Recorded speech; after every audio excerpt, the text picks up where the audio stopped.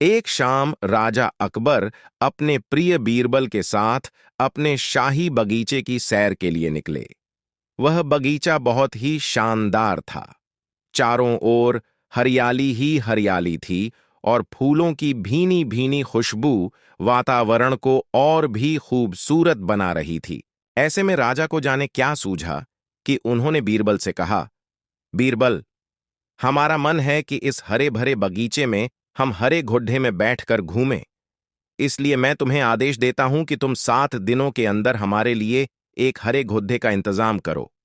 वहीं अगर तुम इस आदेश को पूरा करने में असफल रहते हो तो तुम कभी भी मुझे अपनी शक्ल न दिखाना। इस बात से राजा बीरबल दोनों वाकिफ थे कि आज तक दुनिया में हरे रंग का घोड़ा नहीं हुआ है। फिर भी राजा चाहते थे कि बीरबल किसी बात में अपनी हार स्वीकार करें। इसी कारण उन्होंने बीरबल को ऐसा आदेश दिया। मगर बीरबल भी बहुत चालाक थे।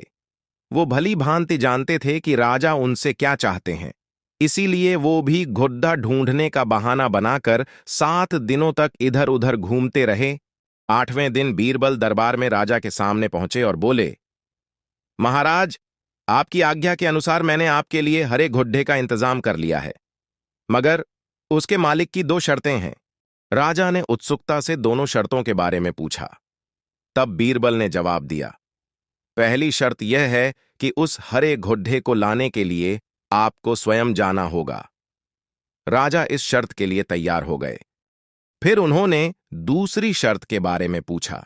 तब बीरबल ने कहा, घोड़े के मालिक की दूसरी शर्त यह है कि आपको घोड़ा लेने जाने के लिए सप्ताह के 7 दिन के अलावा कोई और दिन चुनना होगा। यह सुन राजा हैरानी से बीरबल की ओर देखने लगे। तब बीरबल ने बड़ी सहजता से जवाब दिया, महाराज, घोड़े का मालिक कहता है कि हरे रंग के खास घोड़े को लाने के लिए उसकी यह खास शर्तें तो माननी ही होंगी। राजा अकबर बीरबल की यह चतुराई भरी बात सुनकर खुश हो गए और मान गए कि बीरबल से उसकी हार मनवाना वाकई में बहुत मुश्किल काम है। यह कहानी हमें यह सिखाती है कि सही सूझबूझ और समझदारी के साथ नामुमकिन लगने वाले काम को भी आसानी से किया जा सकता है।